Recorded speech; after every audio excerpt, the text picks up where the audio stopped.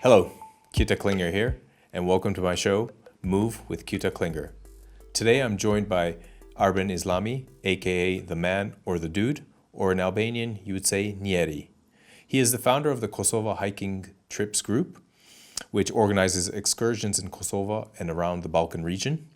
He's also an avid photographer, currently working on his third photo book. A free skier, snowboarder, also a dentist. He also manages and coaches the tennis club Pristina, which is his main passion today. He's also a former DJ, amongst other things. If there's something that can be organized, Njeri seems to be your man. I was keen to speak to Ben to understand what drove this abundance of curiosity and determination to often create, organize, and pursue his different interests. We talk about the beginnings of his tennis journey, how strength training has helped him stay fit, the hiking and skiing adventures, his interest in superfoods, as well as the potential of ski tourism in Kosovo. You can find him on Instagram as Ben Njeri, BenNjeri, or most likely by the tennis courts close to Germia Park if you're based in Pristina. I hope you enjoy this episode. All right, Ben, it's a pleasure and nice to meet you and welcome to the show. Hey, likewise. Nice to be here, man. Yeah. I wanted to start with, and we were already kind of chatting away before the film started rolling per se. But your nickname, the dude, Njeri. Yeah. I hope I'm pronouncing it correctly. Like, I want to start off with that because kind of learning about you and meeting you, you're a man of many projects, many activities, hobbies, and jobs as well. So can you maybe explain a little bit of how that name came to be? Okay. It's interesting. I first heard my dad talking to his friends, like, hey, Njeri, kuye mora Njeri, which is like the man in English, okay? And then it came into my mind, and I was using the same stuff.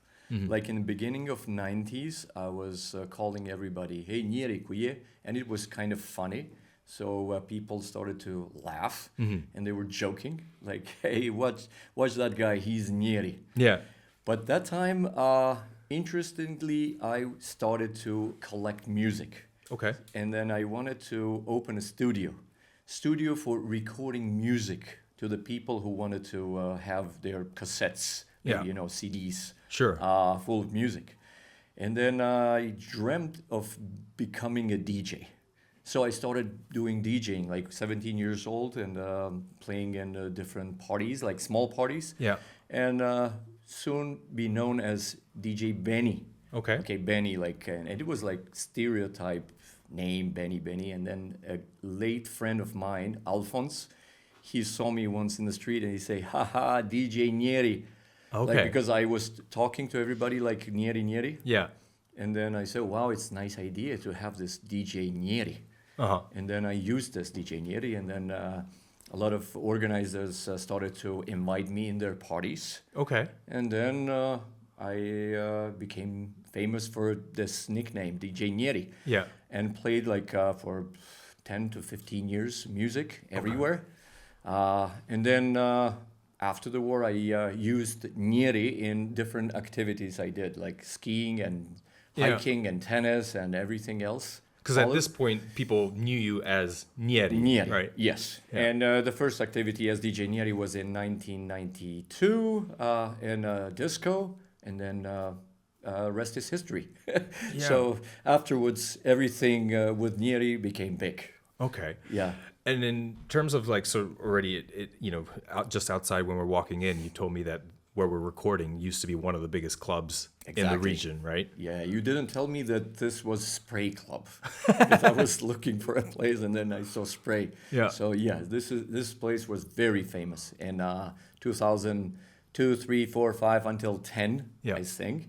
And a lot of DJs performed here. I performed here.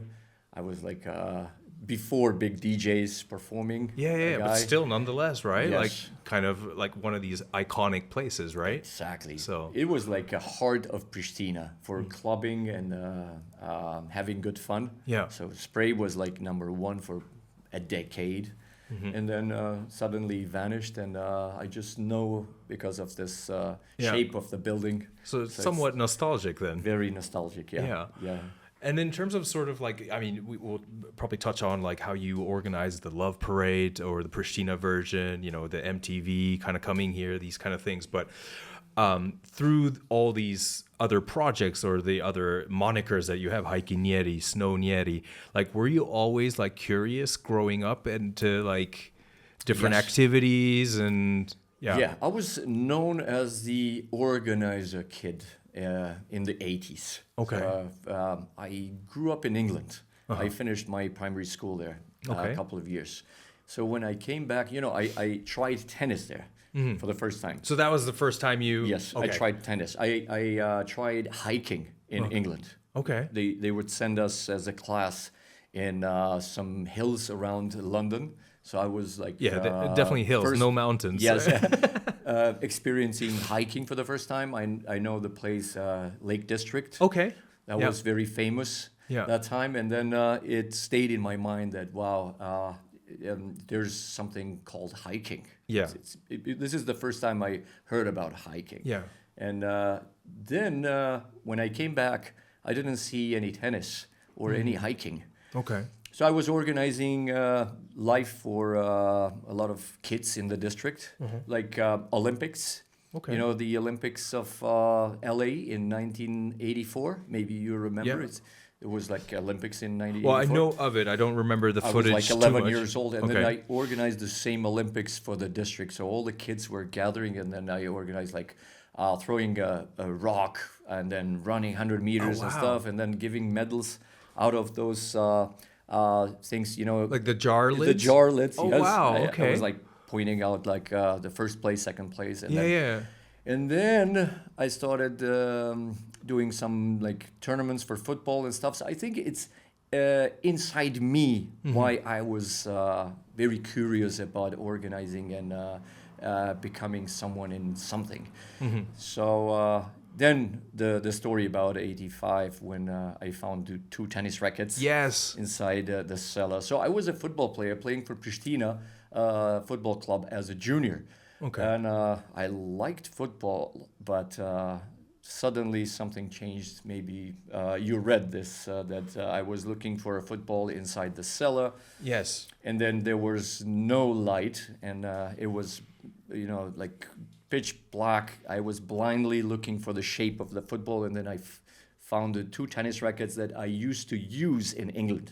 And then I came out, and the friends were waiting for the ball, and I said, I found two tennis rackets, let's play tennis. And they said, what's this? Yeah. Let's draw an improvised line just behind the district where I played as a kid, and then we played tennis. And from then on, I started doing tennis tournaments, organizing tennis live, and everything is history. Yeah, I mean, I think that's like such a beautiful story in terms of like, you know, finding the, you know, in the dark, finding those two rackets and the ball, no football, and it's like, okay, kind of everyone being open to let's try this new game. I find it also really incredible that, you know, how old were you at this? 12 years old. So 12 with, yes, you experienced tennis in England, but like to be able to then like organize this impromptu makeshift court, you know, explain the rules, you know, and then tennis is also, I mean, the hand-eye coordination, like, you know, hitting the ball is one thing, but then trying to get a game going. Exactly. And the court is like, you just kind of made it, right? Is like, it's not like a small task, right? Yeah. So yeah, I mean, improvised lines. Yeah. And then we started playing tennis. So one of the kids that was playing tennis with me is Arben Njeri, the prime minister. Oh. Okay. Because he was my first neighbor. Okay. And then he was a kid, and then he played tennis with me. Wow. Yeah, he still remembers the tennis rackets and the balls that he was using. Oh, so he was incredible. playing tennis. He was playing tennis with me. So when we opened the new courts in Tokbarche, he was there, and then recalling all these memories that how we played in this time. Yeah. So it was 1985. Okay. Yeah, and then from then we promoted tennis everywhere. I became like a champion a couple of years after, and then became like a champion of Kosovo, champion of Albania, became a coach, and then coached other coaches. Because you mentioned you went to then Croatia to in this other let's say TED talk that I saw, and you mentioned going to Croatia to then kind of organize, like learn how to coach and kind of organize the lessons, and then kind of in Zagreb. Yeah, it was in 1989, and Milosevic had to come in Kosovo, so it was like turbulent time for Kosovo. Maybe I don't know if you heard this, that Milosevic came in 1989. And then my parents were afraid that I must not stay in Kosovo, but let's play tennis in Croatia with a friend. Let's see how this thing will unfold when he comes. So there was like a mass gathering, maybe 100,000 people there, but nothing happened. So I used this time for learning how to play proper tennis. Yeah. I had some proper coaches. Right. Organizing lessons and stuff, so I used that knowledge when I came back. So I think the beginning of proper learning of this sport, tennis, began in 1989 when I came back. I started giving lessons to the kids. So I was 16, and then I fell in love more in tennis because I saw how Croatia functions in tennis. Then I thought that, okay, that's a reference how we should be, how we should become. But all these years we tried. We still don't have the courts that the Zagreb and Croatia had. But we have more quality tennis in tennis-wise. Yeah, I mean, I also think, just going back to that story where you find the two rackets and the ball, like it's an interesting metaphor of like finding, you know, an inspiration or an interest from an unexpected source, right? It was kind of, well, in this case, it was like, hey, guys, we want to play football, but there's no football. We have this. Do you want to? And then you actually went with it. And would you say now, like, I mean, as a man of many interests, like, is tennis up there? Is that really one of the strongest passions that you have? Yes, exactly. Okay. Yes, I play tennis all day. I don't play like before just for myself. I play for others because I give lessons. Sure. Group lessons, a lot of kids in 1 hour. So that's my mission, I think. I don't know, like universe sent me to that point so I could find the tennis rackets. And then I started doing tennis, and it didn't fade. It's interesting. Yeah. I'm still like a freak. I go to the courts, and also my partner says, how come you have this energy, the energy going to the courts? I just want to be there, you know. I just want to be at the courts, you know. I had lots of chances becoming somebody else, you know. The politicians were asking me come to politics, and no, I was just avoiding. I just want to be to the courts, you know. Courts and the mountains. It's interesting. So I think this is the mission. Maybe universe decided that, okay, that's my mission. Giving love through these sports. Maybe through photography as well. You know, so which is another activity of mine. I mean, that's beautiful, like to have all these strong passions, and then I think coupled with sort of your strong determination, right, to kind of then advance it, because, you know, often I think we do find maybe some certain passions, but then for whatever reason, like, you know, it maybe just kind of wilters away, or, you know, you decide like, we grow, grow old, like not old, but like you grow out of it, right? So then the tennis thing going, you start launching the lessons and these things. Do you where does the kind of outdoor, like the hiking, kind of come back into play? Like, is that always in the background too? No. I started skiing in 1980, which is my first sport, actually. Okay. Yeah, that was like before I went to England, I think. And my uncle went to Moscow for Summer Olympics, and he bought some skis there. But there were skis in the Summer Olympics, you know, like they were selling skis. So he brought the skis to me. They were like for cross-country skiing, you know, those skis that you use for walking. Right. And then I used those skis for descending in Gurmia. Maybe you know Gurmia. Yes. There's like a big opening area, and it has a steepness like 30 degrees. Okay. And most of the people in Pristina that started skiing started in that place. So I started skiing and using those cross-country ski equipment, descending down. I mean, using what you had, right? Yeah, exactly. And then, wow, I liked it. And Okay. then I went to England, and then when I came back, I continued skiing, and became part of my life. I loved it. Skiing is like, oh my God.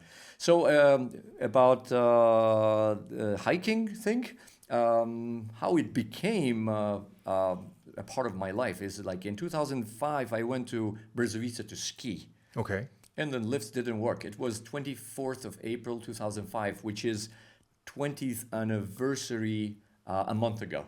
Okay. So I went to ski with my friends. There were like one Slovak and two other locals.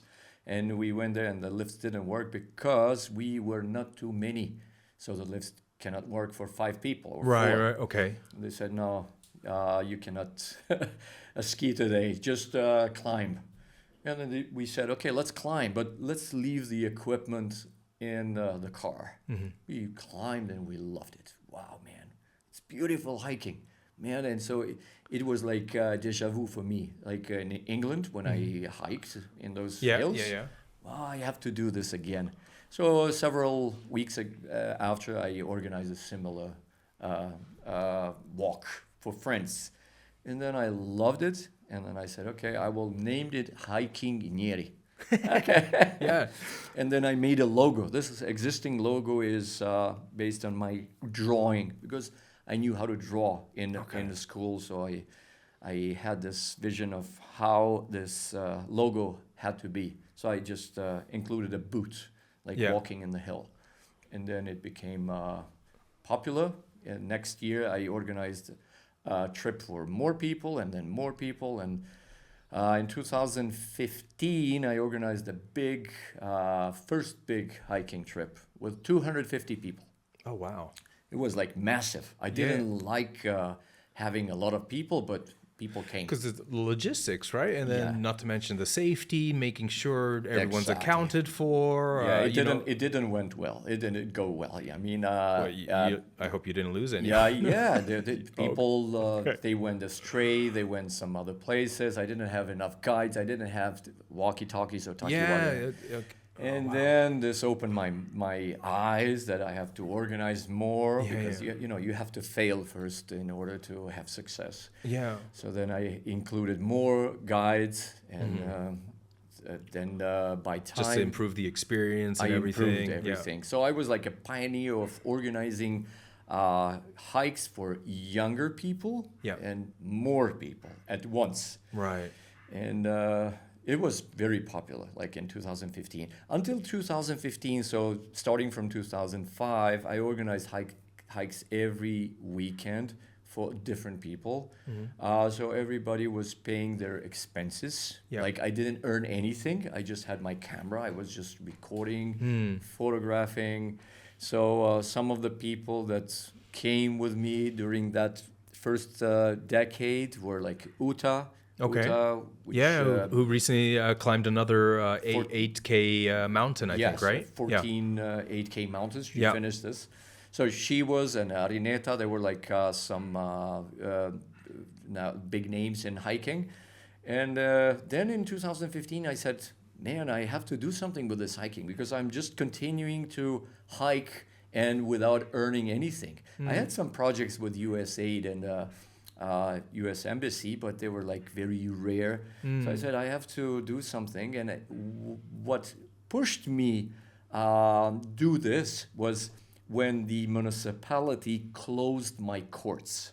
Oh, okay. They closed the tennis courts. And it was like, wow, we're closing because we're building a school somewhere there. And you don't have a permission to use the courts. So you're forced to relocate that part of your I had the courts, they were closed, and then I had to rely on my dentistry for the income. And I said, my God, if a guy comes, stops the tennis, then I have to rely on my dentistry. I cannot do what I want.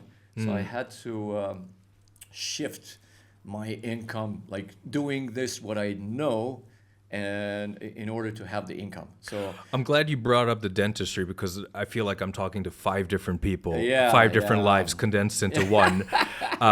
Because yes, you are you still practicing? yeah. Okay, but it's not. Is it part-time? No, it's a part-time. Yeah. Yeah. So yeah, it's one of the professions that I was pushed. You know, like Okay. the family was. I come from the doctor family. okay. So they were like, you have to be a dentist because we have a clinic. My dad was specializing in Croatia and worked in England as well. You have to, because, this thing will die. It has to have this family lineup.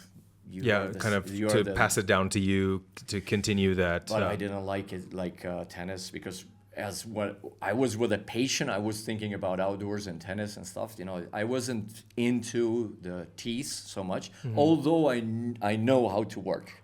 I'm good in working, but not 100%. I mean, that's incredible because it's sort of one of those professions, anything medical related. It's, like you need to go through the proper education, like to, become a qualified or certified, let's say, or licensed, practitioner, right? Like, but it had a bad impact in my things that I wanted to do in life. Like tennis. I was playing professional tennis everywhere, and then I was thinking that I have to give this subject like pathology and gynecology, and then some other subjects in medicine. And I wasn't 100% in what I was doing with love, like tennis. Sure. I wanted to win a tournament, and then I was thinking, wow, I have to study because in 2 days I will have to go an exam and stuff. So it stopped me somehow. The only thing that I am grateful is because I know how the body works. Now, I mean, but that's also like, well, to be able to then, in hindsight, like everything comes together, right? Like, I mean, I just find it really fascinating that you were able to, like, I mean, that alone is a full-time thing, right? To study and then to practice it, and then, to have these interests or passions, maybe they were on the side at that time. Yes. But they still, require their own kind of dedication. Like, it's one thing to go hiking on your own, fine, or skiing, right? And then you can do it. But to organize a group thing, then, sometimes it's not just the fun part, right? Because, trying to group people and like, being mindful of the safety, or like just making sure when everyone just, they just want to do what they do, right? And then even like to coach the tennis, right? Playing for yourself is one thing, but maybe coaching, myself being in the being a coach, it's sort of different.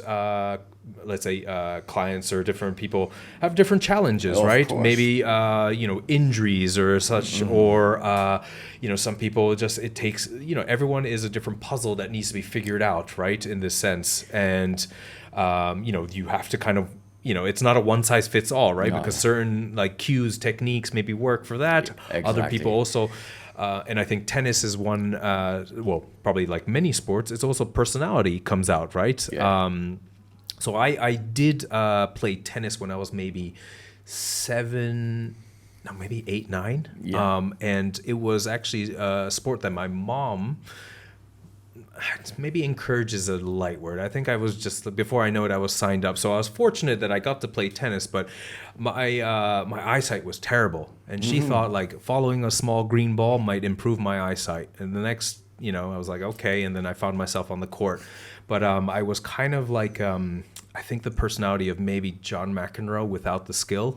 Like I would hit the ball and it just goes a home run, and then it's like the racket goes away and it's like, it's very hard to learn tennis, man. Yeah, it's the hardest thing I ever did. And a lot of people that started playing tennis, they say the same. Yeah. Because, you're in the court, which is like 2377 long and 11 meters wide, and you're alone. You have to cover all the space, and you have a racket which is quite heavy, and you have to hit the ball in a certain point, and do that like for 2 minutes at the same point or something, and then you have to run. And if you're like consistent, you have to run and run and run, and then times 100 times maybe. Yeah. So for 2 hours, Yeah. it's not as hard as when you play a match with somebody. So you have a court which is 2377 meters, and you have those 6 meters in each side, so it's 36 meters in length and about 18 meters and sideways. And then you have to play in the full court. I mean, like a half a court, which is big space. You have a very heavy racket, and then you have to hit times maybe 2,000 in a match. And then you have to concentrate all the time, hit the ball in one spot, and play consistent. So whenever I play tennis, I get tired in 1 hour as I was walking or hiking full day. Yes, because you're completely you have to be concentrating the whole time, Yes, right? I mean, there's also that reacting element towards like whoever you're playing, whether it's singles or doubles, right? Exactly. So it's so hard to learn. You need several years of practice and lessons in order to play tennis. That's why now tennis has competitors. I mean, competitor sports like pickleball, which is one of the small sports. You know, these big names like Andre Agassi is playing pickleball. Maybe you know Andre Agassi, my idol. And then you have paddle, and you have like mini tennis. So combined with squash, making it a little bit more accessible, right? For older people. They're smaller, so you don't have to run so much as in tennis.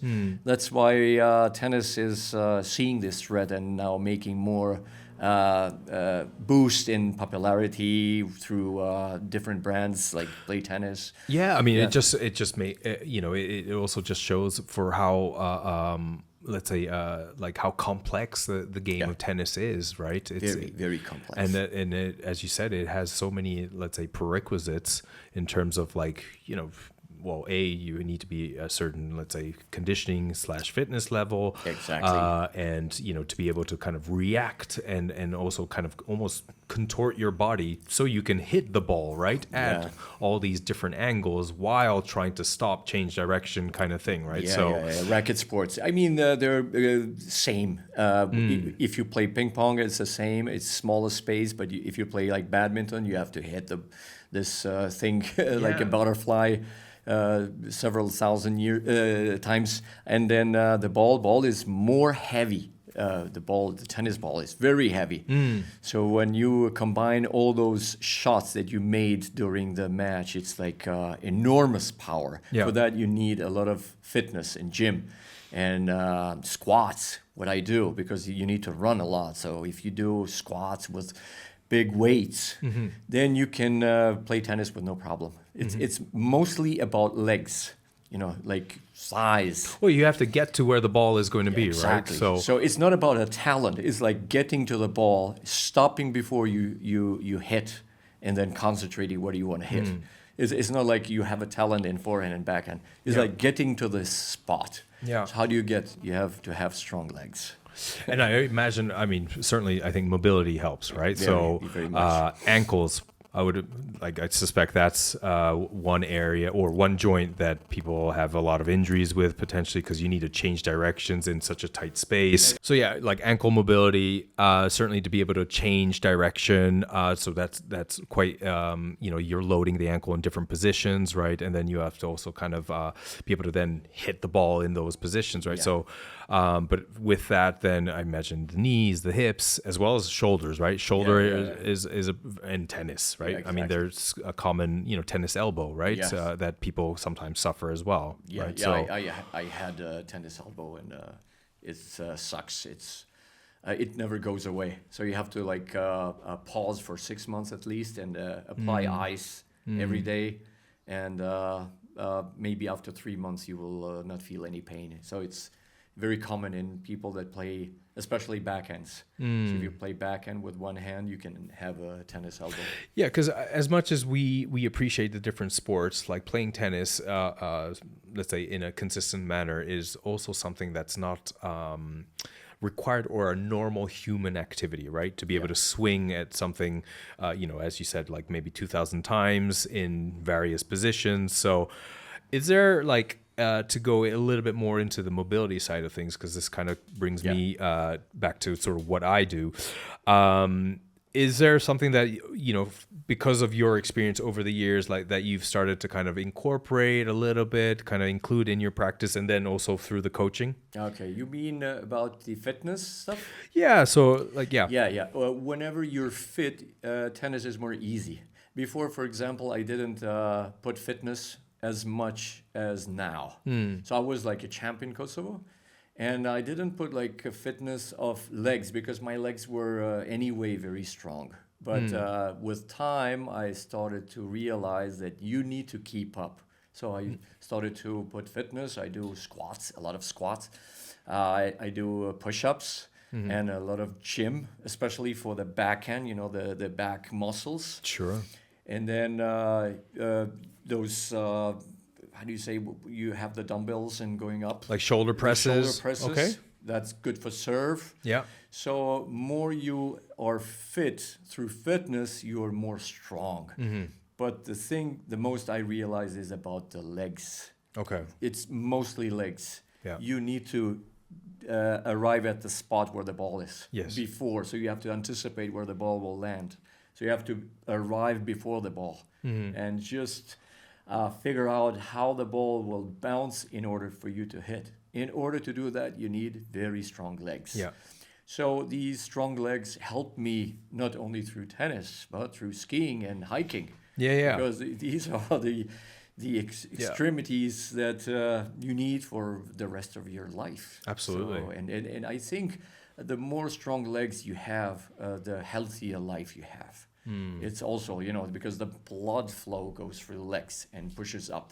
Yeah. So because if you have strong legs, the heart works less. Yeah. Okay. Otherwise, it has to pump more in order to get the blood from the legs. It's interesting how I think as things evolve, there is more and more the realization that there are, as I said, requirements, right? Exactly. So, whilst at times where you were able to just kind of get away, and I think, it's in a classic way, it's sort of when you just start playing and you just keep going. But then as we grow older, for example, then you realize like, oh, okay, I want to play football, I want to play tennis. Actually, as you mentioned, I need a certain amount of conditioning or strength.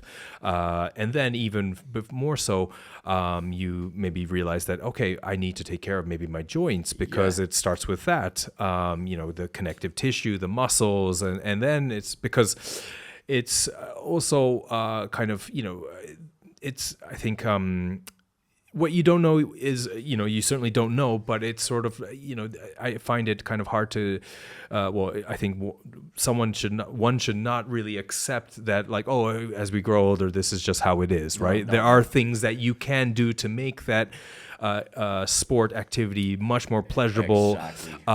And also, to maybe just improve on that too, right? Exactly. One thing that I included as well is superfoods. Okay. Yes, since 2018, I changed my lifestyle through superfoods, like starting from Shilajit. Maybe you know. Okay. this. Yes. I've never taken it, but I've come across it. Yeah. It's definitely kind of caught my attention, and I'm like, oh, what is this black kind of slimy? Yeah, it's just like a tar. I think that's tar, a natural tar. It contains all these plants that died like millions years ago, and in Nepal in 6,000 meters height at least. Okay. So they just collect that and they clean, and then they put in some small jars, and then you consume like half a gram a day. Like a little spoonful, Very right? small. Yeah, and then you just pour hot water. Okay. And the water becomes black. It gives you a lot of energy. Okay. It boosts testosterone, and you have a lot of focus. Okay. So that's one of them. And I have like 20 powders. Okay. Yeah, I consume them every day. All right. Yeah, I put them in small like plastic jars or maybe glass jars. And then I mixed all these big jars of different kinds of plants, which are turned to dust. Okay. And each one is like something specific, Exactly. So beside creatine and citrulline and all these stuff, I take like these green mix and spirulina and moringa and maybe you know what I mean. So it helped me a lot in everything. You clean your body. The body works more differently. You have more energy. Also, was there a moment or like kind of a shift in where you became a little bit more like, hey, actually, like I'm probably in order to continue, because you're such an active guy, right? Yes. And of course we don't want to forget you were also a dentist during the day kind of thing, right? So but like all these activities, like to maintain that kind of energy, was it like at some point you sort of felt like, oh, maybe I'm kind of getting a little tired, exactly. It was 2018. I was doing a lot of hikes, and then I got tired, and it was abnormally tired. I don't know why. I didn't do any fitness, not too much. I did push-ups and that's it. But I was always relying that I have a young body because, being like 45 that time, I'm 52 now. So I was like always thinking, oh my God, I will always be young. I can hike. I can do anything without taking anything. So at 45, I started like seeing first signs that, I was getting tired. I couldn't play tennis like for 2 hours, played 1 hour. Yeah. And then I I cut meat. I became vegan for 2 years. And then I think that was a big change, restarting the body. Cleansing. Yeah. And then I lost a lot of mass. And then I saw that it's not formula. So I came back again to eating a bit of meat, but more dairy. And including all these supplements. Yeah. But it changed me a lot. Now I'm more stronger than 20 years ago. That's amazing. Yeah. So I think like, everyone has their, it's a journey that kind of one probably should take in terms of there's a million ways to kind of approach a diet. There's a million ways to get fit, and sort of, I think there is somewhat a little bit of self-exploration that goes on, because at the end of the day, I think even through what I see, let's say at the different gyms or even, talking amongst my friends or so, it's sort of like, consistency, right? Of course, very consistent. Even if you have the perfect plan, perfect diet, if you don't do it every day or you're not consistent, what is it worth, right? Yeah. So kind of, it might take longer and you have to be maybe patient. And I think one of the sort of maybe underlying themes of our conversation already is like the little trial and error, right? That you have to kind of find. And you said, okay, you just explored a little bit of veganism, did it. 2 years, I think it's safe to say you understand what it did for your body, and then you're like, okay, with what I want to do, maybe I need to then find my own tweak to this, and then you reintroduce yourself to because every organism is different.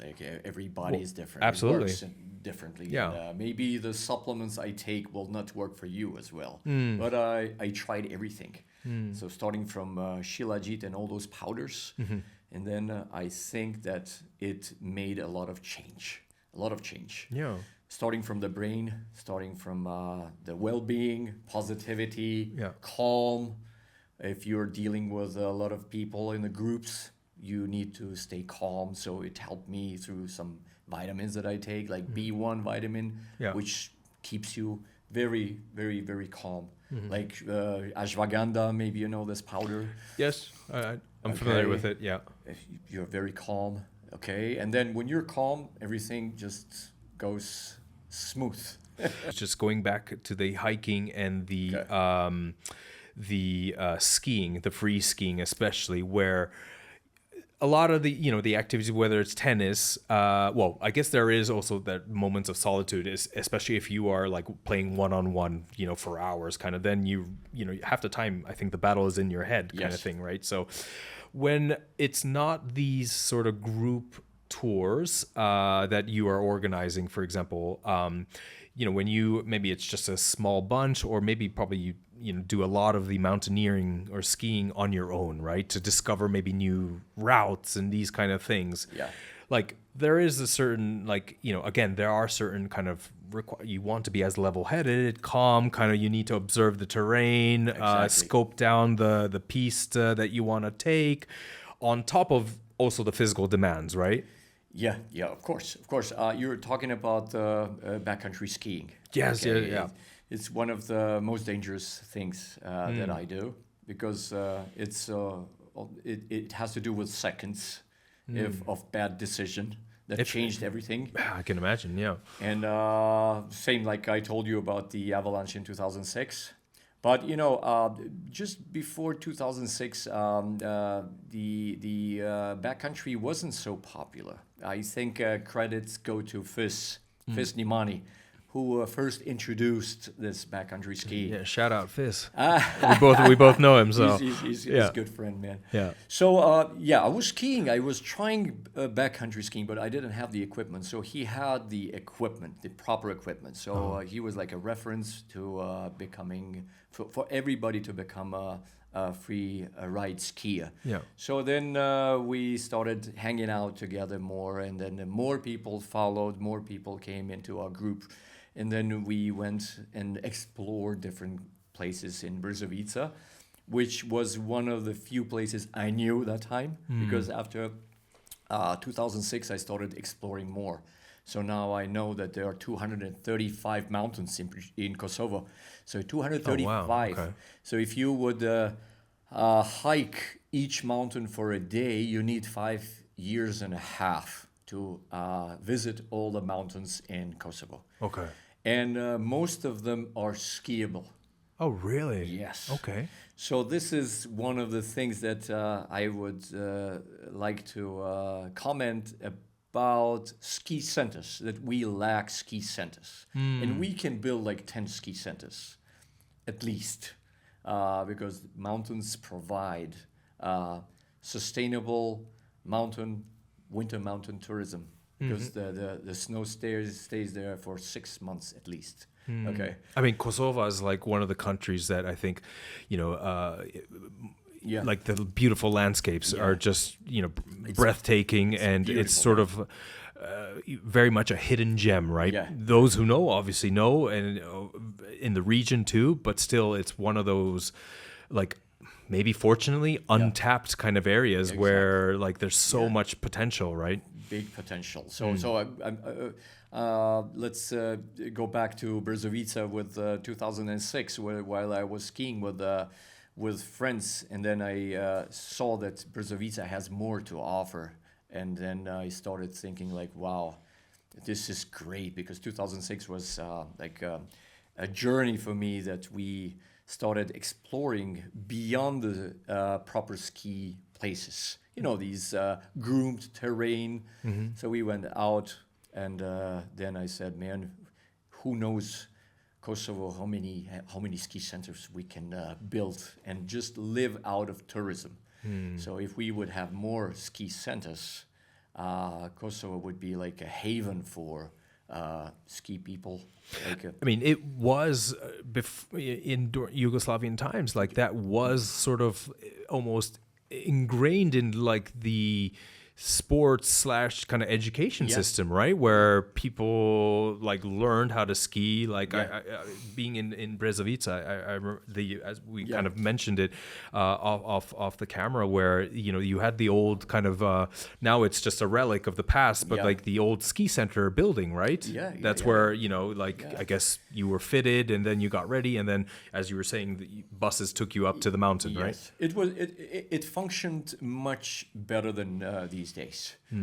So you had to stop the car in front of Narcis Hotel.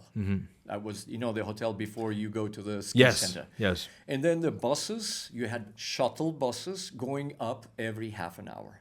So you had to climb into the bus, go up.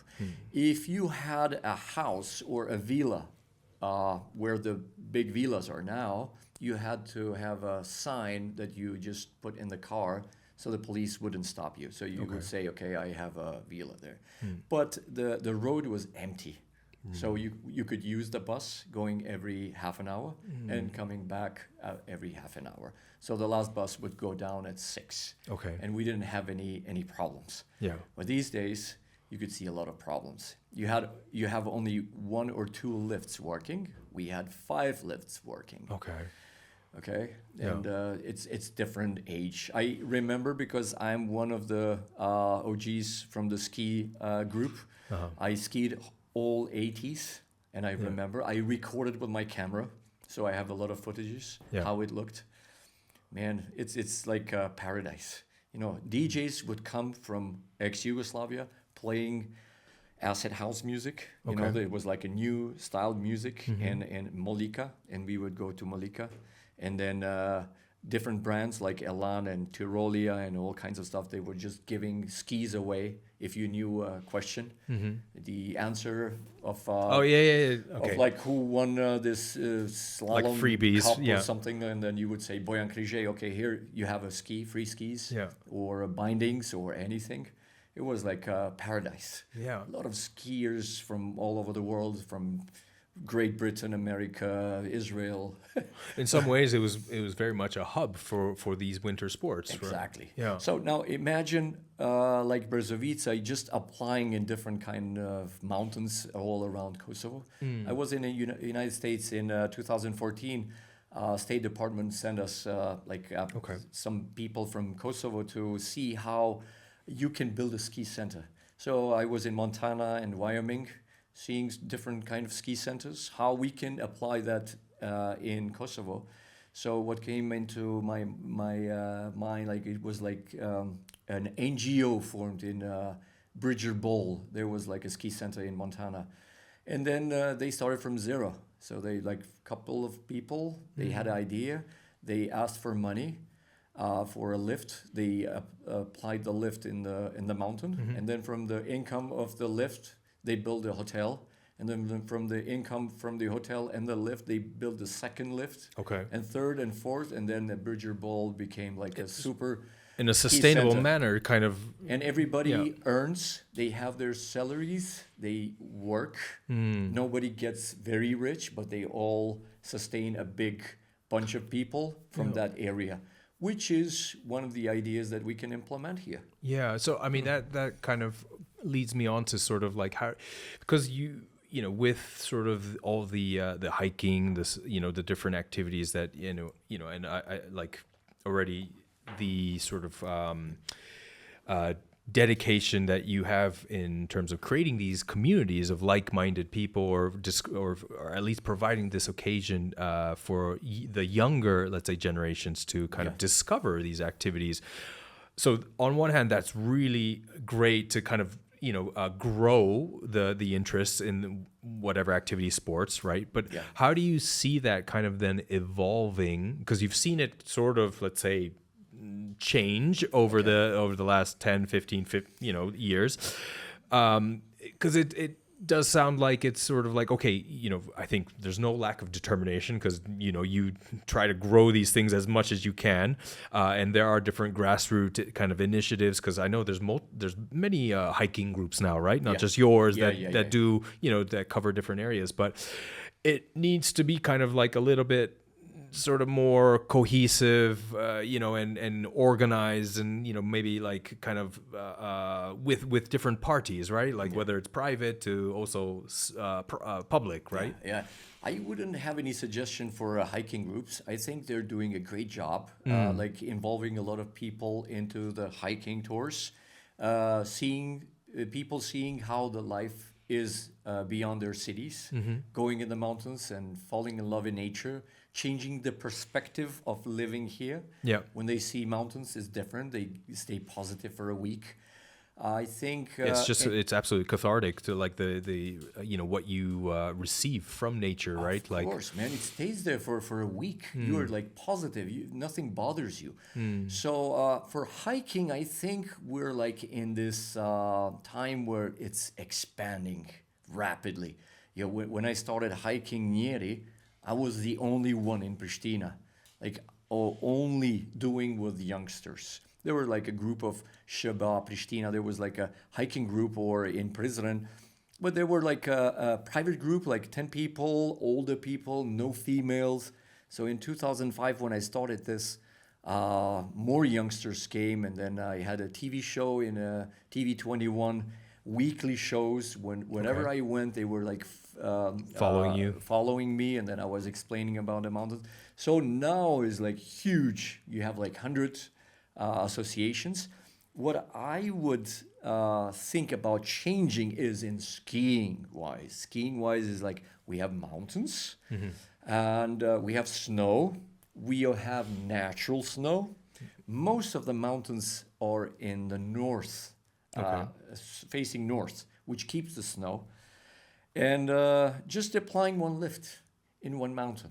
So that kind of infrastructure, right? Yeah, yes. To make these places accessible. Accessible. So what you need is you have road, you just apply or just install one lift. And then you have a ski center. Install one lift, you have a ski center. So if you have like 10 ski centers, everybody just flows into you. Okay, like Albania, they have a lot of beaches. They charge us for we going up in Albania. Well, we charge them so many skiing. resorts have popped up now, right? So, yeah. So we have to use this, and the government is not doing much. I think I was in contact with some of them, and they're not interested in tourism, not much as I expected. So we can do a lot of ski centers and live out of the winter ski season. Yeah, and then on the other end, sort of like when these things start to kind of grow, right, there is also the other. So yeah, installing all these ski lifts is one thing, but then I think with that comes also sort of like, okay, how do we kind of keep that wildlife, the nature intact as well, right? That's a problem. Yeah. If you want to skip the ski centers, then you keep the wildlife and everything. So then hiking is more important, because then you have wildlife, you have trees and stuff.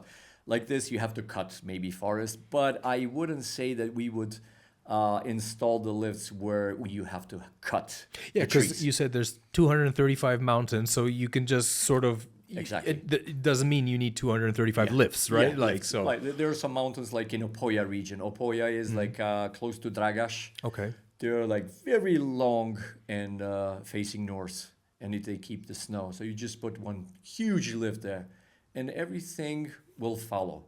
Somebody will build a hotel, and then more people will come. They will use the lift, and then you can build another one. Like in Argena in Brod. Okay. Maybe you've been to Brod in Argena, which is the second ski center. Okay. Which is okay, not very long, but it's suitable for beginners in skiing. So you could have something similar to Brzovica, like times 10 in Kosovo. So Albanian people, which are, I think, the best visitors and most frequent visitors in Kosovo, they would come and fill those ski centers, and they would provide us with money because they like those ski centers, which they don't have. They don't have so many proper mountains for skiing. They have big mountains as Valbona, maybe those rigid mountains. I know of them, which are beautiful, but they don't provide for skiing. For skiing, they're not good. Yeah. So we, in the other hand, we have mountains and hills for skiing. So we have to use that. We don't have beaches. We have mountains, so we have to use this. Absolutely. Like there's so much in terms of the natural landscapes that are that Kosovo should hero a little, maybe. I mean, It is being heroed, but probably could use maybe a little bit more exposure in the right way, right? Exactly. Because it is for sure like one of the biggest attractions, right? Yeah. That the country has to offer, right? Yeah. And you've also kind of showcased that with your photography, right? Yeah. So this is one of the many activities again that you are involved in, and so I think you mentioned that you are, or in our own discussions, that you've 3 books now. Is it? Yeah, this is the 3rd book which I'm working now. So 2 books, more than 2 million pictures. Oh, wow. And a lot of post-production and man, it's crazy. It's crazy. More than 100 terabytes of pictures. It's like times 2 because I have the back half of all the pictures. So it's big stuff. I think the photography made the biggest change. When I started the activities in 2005 and 4, I think, with the skiing, I made a lot of pictures, and then I posted them through the email list. Before, you didn't have any Instagram and Facebook. Yes, before social media. Yes, so when I started with Snow Njeri in 2003, actually it was 2003, I had a small digital camera. I made pictures, and then I wanted to make some friends happy. So I had a email list of 50 people. Mm-hmm. I sent the pictures to them, and then more people came with a request to be included in this group. Like, oh, wow. Can you include me because I want to have a list of what did you experience today in Brzovica or something. Okay, so I was forwarding, and then this list grew and grew, and then the guy came. He said, "Hey Benny, I have a big list because you're providing a lot of pictures and positive nature. I have 200,000 emails. Okay, you want 200,000 emails? Of course, yeah. How much do I have to pay? Nothing. You just keep the thing going." So I was sending to 200,000 people emails. And I had this automation in Google, in Gmail. And that slowly then kind of turned into, like, you were like, okay, these emails are getting a little bit huge, yes, because all these pictures and whatnot. So then I'm gonna, because you funded yourself, to put together this book, right? I had to forward 500 people, because that was a max of the Gmail in the beginning. It was 2005. Yeah. Oh my God, it was crazy. I had to forward and then open a couple of emails, but it made a big change because people were writing. It was very organic. Yeah. You write to the person, you inside the email.